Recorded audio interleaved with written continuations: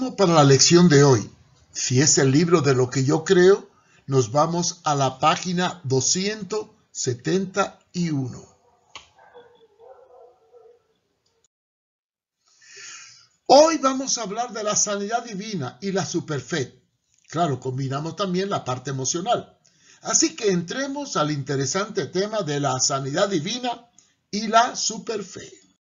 Siempre los seres humanos por naturaleza buscan lo fácil, lo cómodo, lo bueno, lo que es agradable ante los ojos. Se llama concupiscencia de los ojos. Desde antes de que Adán cayera con Eva, ya Satanás tuvo en su corazón el deseo de ser más de lo que era. Todos los seres creados por Dios, aún los ángeles, tienen el libre albedrío y pueden ensoberbecerse. Dice la Biblia que Satanás, cuando era ángel de luz, llamado Luzbel, concibió el deseo de ser más y planeó un golpe de estado para subir hasta el Altísimo, originándose la caída. Esto está en Isaías,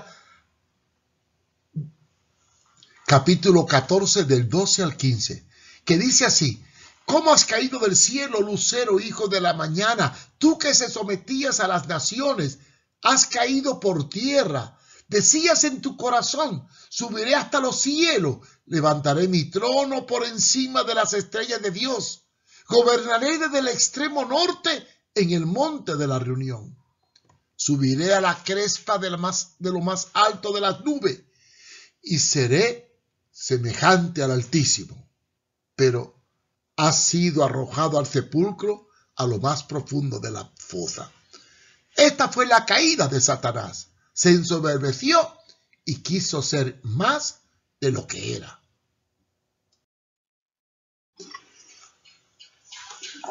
Una de las características más típicas de los seres humanos y que nace con la caída, cuando el hombre se mira a sí mismo, es el egoísmo.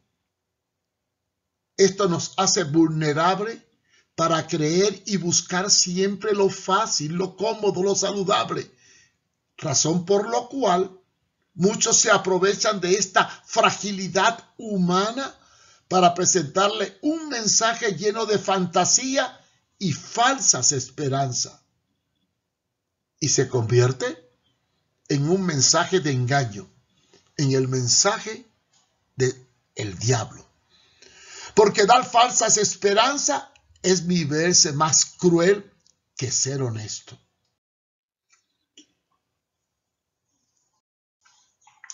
¿Quiénes proclaman los mensajes fantásticos?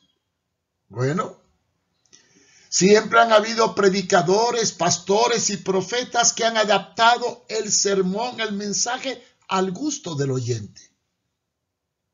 Si el mensaje era positivo, hombre, lo positivo es lo relacionado con la salud, la prosperidad, el bienestar. Siempre los resultados eran buenos. Adulación, recompensa, fama, prestigio. Oh, pero si el mensaje era negativo, juicio, calamidad, sufrimiento, señalamiento de pecado, etc., entonces lo más lógico es el desprecio, el rechazo. Y como le ocurrieron a los profetas del Antiguo Testamento, los apedreaban porque no le gustaba el mensaje confrontativo. ¿Por qué esta actitud? Por la sencilla razón de que nos gustan siempre más los mensajes fantásticos. Somos más propensos a aceptar la mentira que la verdad.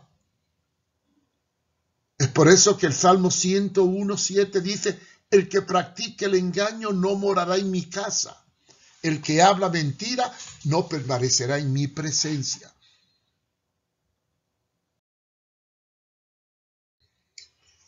Es debido a ello que el profeta Jeremías, llamado el profeta llorón, escribió en el capítulo 23, versículo 32 de su libro: He aquí, dice Jehová, yo estoy en contra de los que profetizan sueños mentirosos y los cuentan, haciendo errar a mi pueblo con sus mentiras y con sus liviandad. Yo no los envié, ni les mandé. ni ningún provecho traerán a este pueblo, dice Jehová. Esto muestra que siempre han existido mentirosos que dicen cosas que Dios jamás dijo. Pero definamos qué es mentira. Mentira es todo aquello que no es verdad. A la hora de proclamar promesas, debemos considerarla junto a ellas las demandas o las condiciones que Dios puso para ser acreedor de sus promesas. También tenemos que analizar el marco histórico de cada hecho.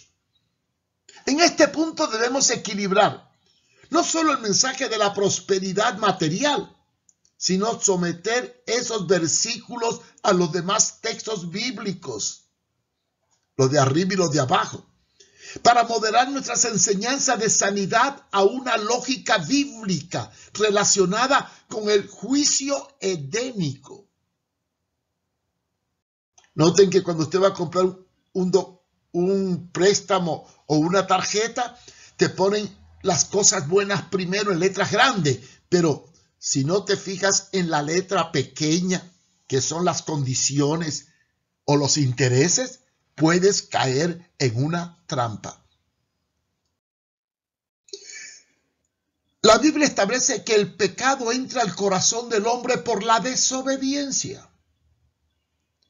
A través de Adán, todos hemos heredado esa naturaleza pecaminosa, según Romanos 5:14. Esto nos lleva a dos realidades, dos muertes, la física y la espiritual. Pero cuando aparece Jesucristo, recibimos por medio de su muerte sustitutiva y su resurrección la vida eterna. Esta vida eterna que se perdió en el huerto del Edén y que es recuperada mientras que Cristo ejecuta la redención en la cruz del Calvario, en 1 Corintios 1 del 15 al 22, cuando dice, porque de tal manera que Adán todos mueren, así también en Cristo todos serán vivificados. Pero, ¿qué significa eso de ser vivificado en Cristo? ¿Es una liberación total del juicio edénico? No, sino que es una promesa de redención al terminar nuestra vida terrenal. Y al partir del encuentro con Dios, tenemos esperanza de vida eterna, pero seguimos en la carne. Es allí cuando acabará toda lágrima y dolor, cuando comparezcamos delante del Señor en la eternidad, como dice Apocalipsis 21:4.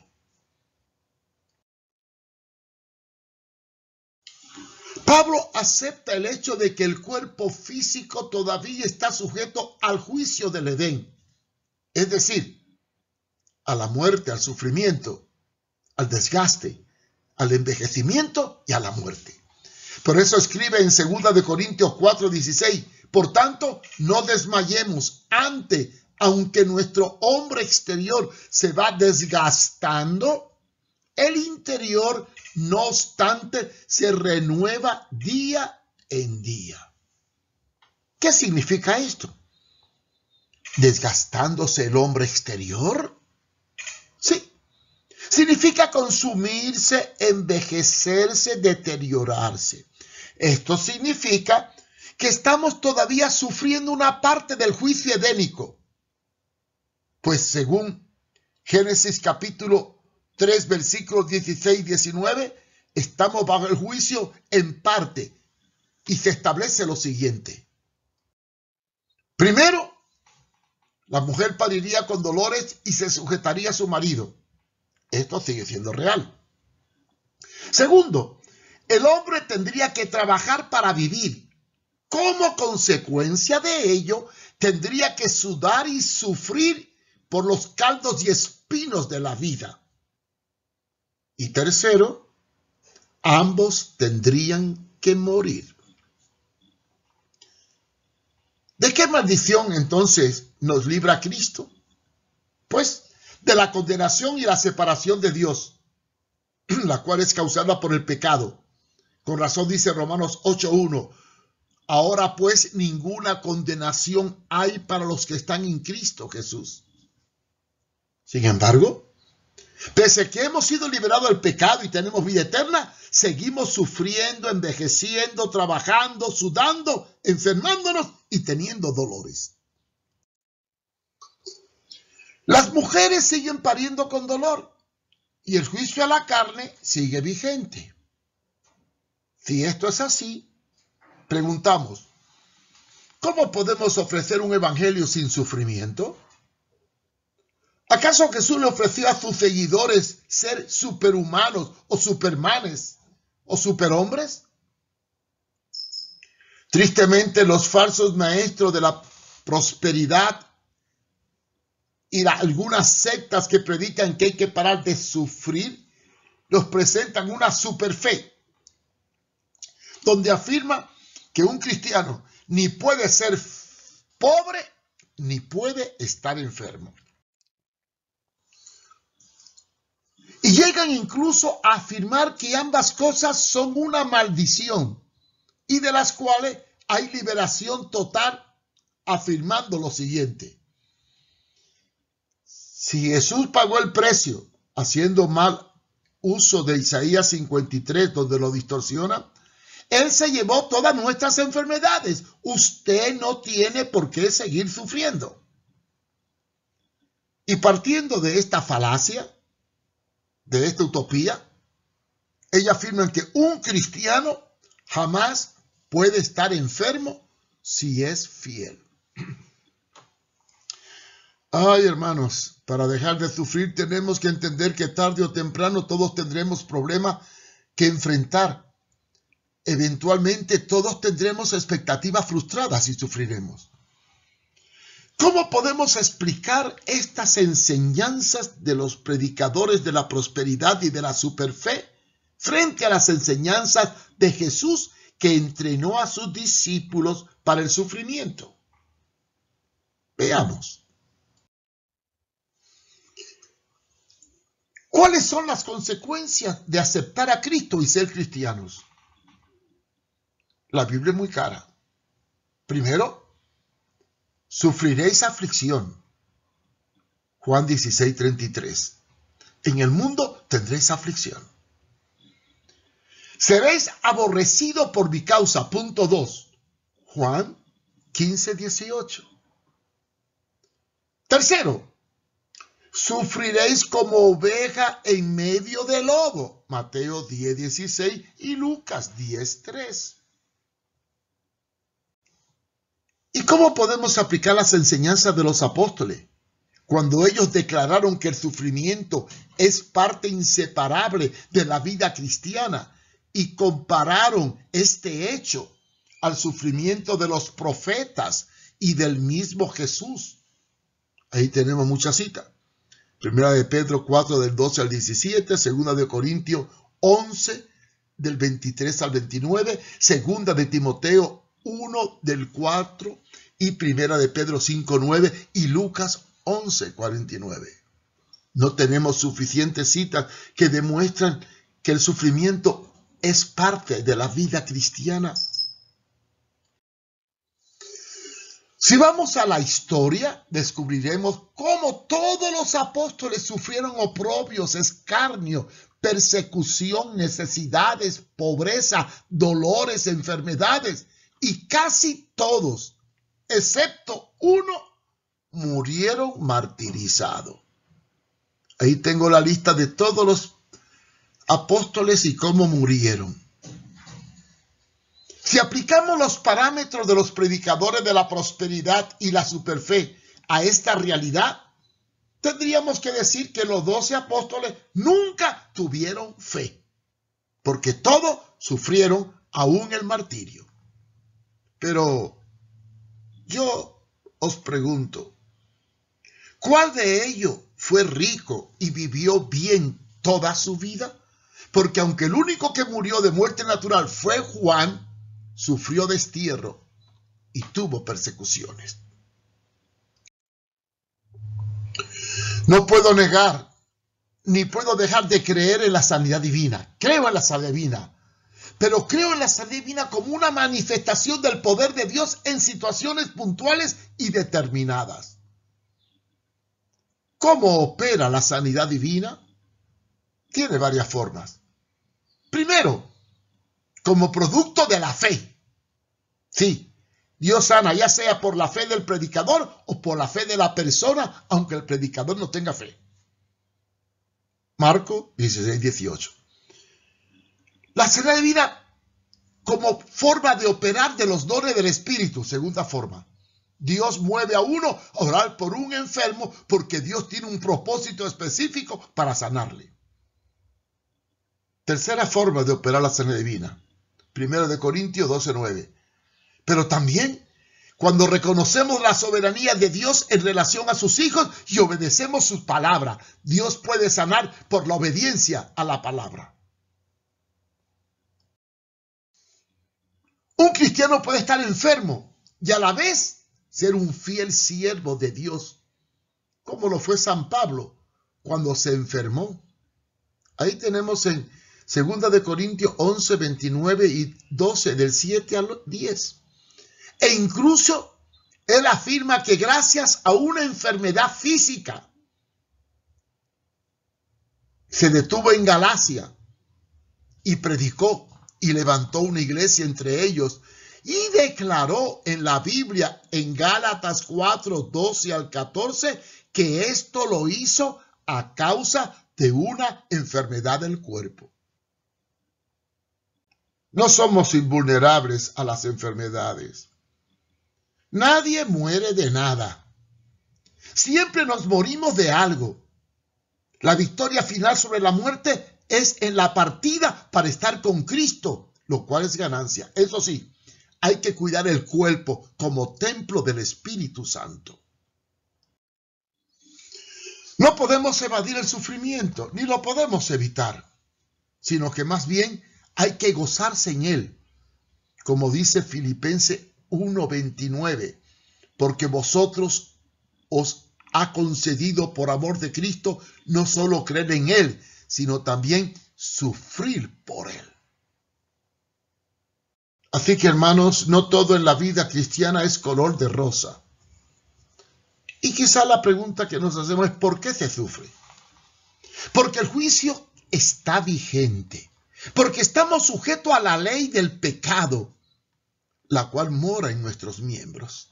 Romanos 7, del 7 al 23. Porque este cuerpo es polvo y al polvo se vuelve. Y vivimos en adversidad, porque al fin y al cabo, quien ama, sufre, y quien sufre, ama. ¿Quién predica un mensaje contra el pecado y no se adapta al príncipe de este mundo? Claro que sufrirá los ataques del diablo. Todo aquel que predique la verdad sufrirá el rechazo de los que viven en la mentira, como le aconteció a Jesús y a los mismos apóstoles. Miren lo que dice Filipenses 1 del 12 al 14. Quiero que sepan, hermanos, que las circunstancias en que me he visto han redundado en un mayor progreso del evangelio, de tal manera que mis prisiones por las causas de Cristo se han hecho notorias en toda la guardia pretoriana y a todos los demás. Quiere decir que Pablo preso glorificaba y alababa al Señor. El término vencer al mundo significa salir victorioso del sufrimiento, dando testimonio de Jesús. Algunos dirán que esto no significa que sufriríamos. Bueno, es relativo.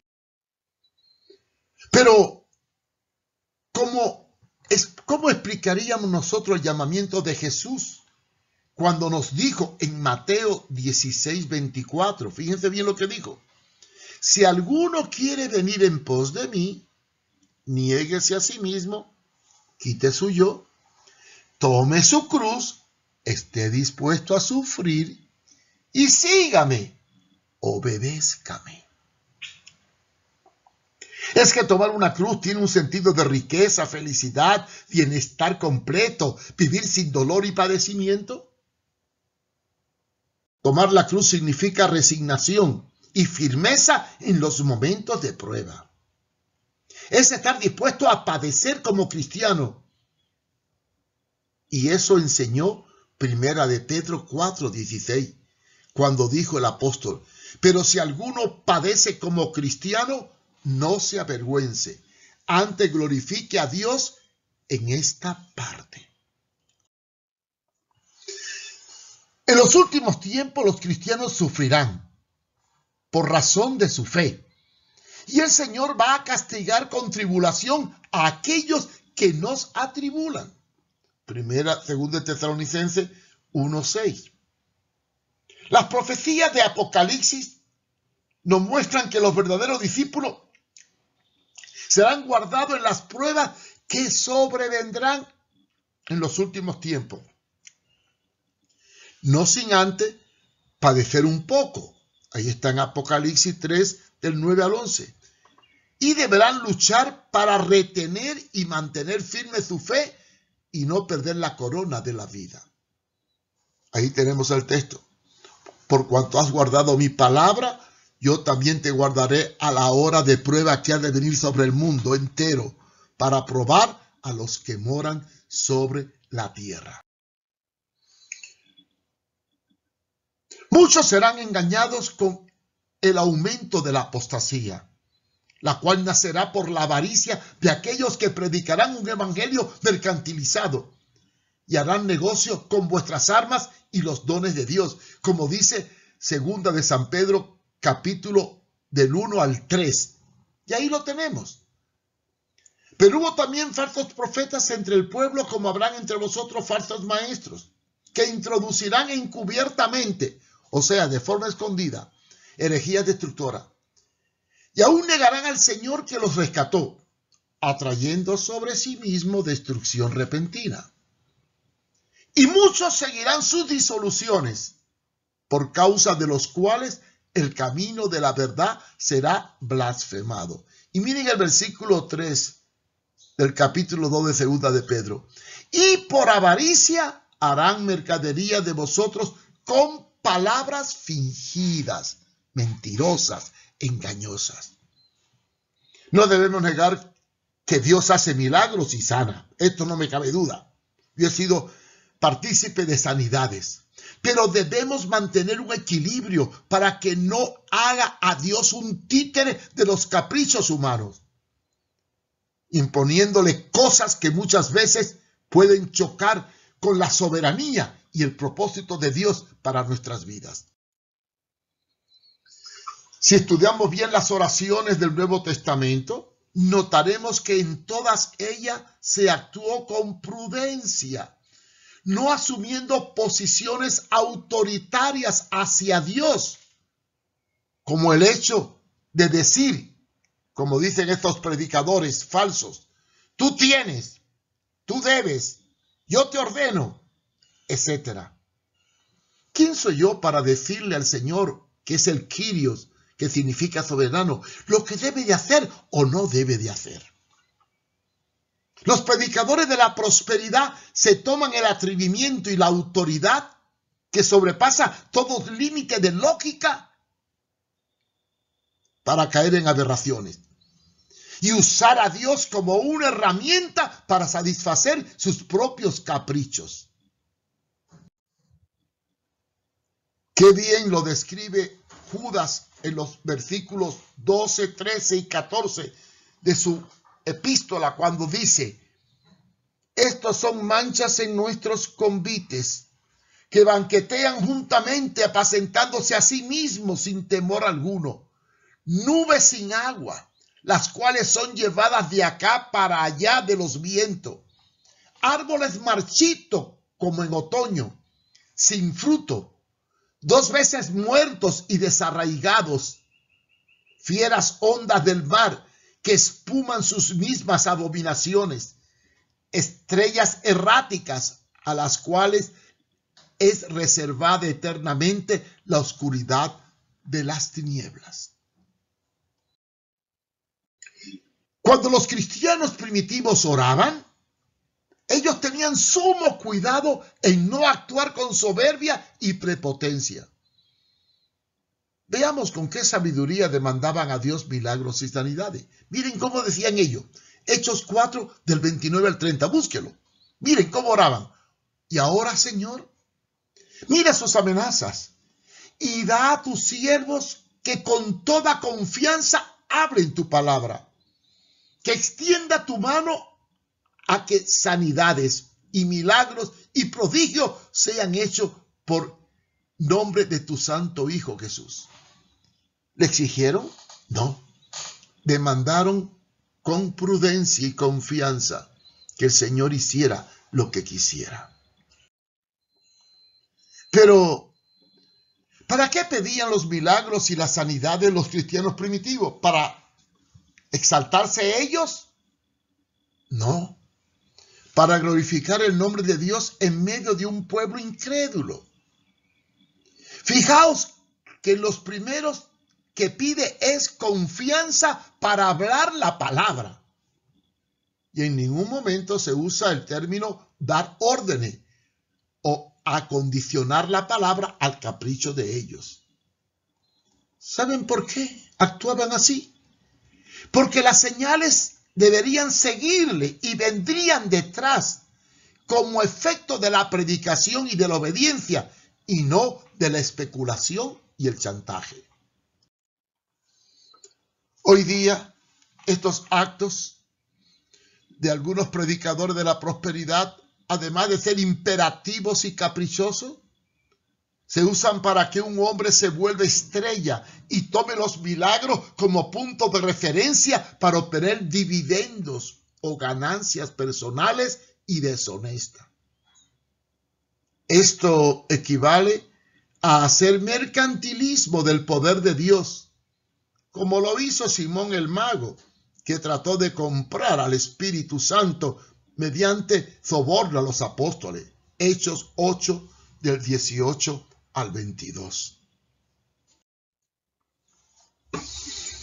Existe una competencia entre los predicadores de la prosperidad por ver quién tiene más poder, más milagros, más señales, más riqueza, mejor imagen. Estos predicadores de la superfe, para ver quién es el más usado, invierten millones en imagen propia, en la televisión, para arrastrar gente tras de sí. Ellos ven en los medios el mejor engranaje de hacerse propaganda a sí mismo. Y se autopromueven usando todas las técnicas modernas del conocido marketing mercantil. Qué lejos están todos ellos de entender y vivir aquel texto que dice que en Filipenses 2:3, nada hagáis por contienda o vanagloria. Antes bien, en humildad, estimándoos inferiores los unos a los otros. Pero la tristeza y la realidad es que muchos de ellos se estiman superiores, se cotizan muy alto, hacen alarde de sus poderes, de sus títulos y ostentosidades y viven como empresarios y magnates porque perdieron no solo el concepto de la palabra, sino de la sencillez para caer en la pretensión. Es por ello que debemos pensar muy bien que la sanidad divina no obedece a un chantaje, a una imposición, sino a una dependencia, sometiendo todas nuestras necesidades a la soberanía de Dios. Y termino con este pensamiento de Hipócrates, que aunque no conoció a Cristo, existió antes de Cristo, dijo una palabra muy linda. Las enfermedades no nos llegan de la nada. Se desarrollan a partir de pequeños pecados diarios contra la naturaleza. Cuando se haya acumulado suficientes pecados, las enfermedades aparecerán de repente. cuando andamos mal y no cuidamos el cuerpo, que es templo del Espíritu Santo, nos enfermamos. Podemos clamar a Dios que nos sanes y nos puede sanar. Pero lo importante no es ser sano. Lo importante es ser fiel. Fiel al Señor en todo lo que hagamos.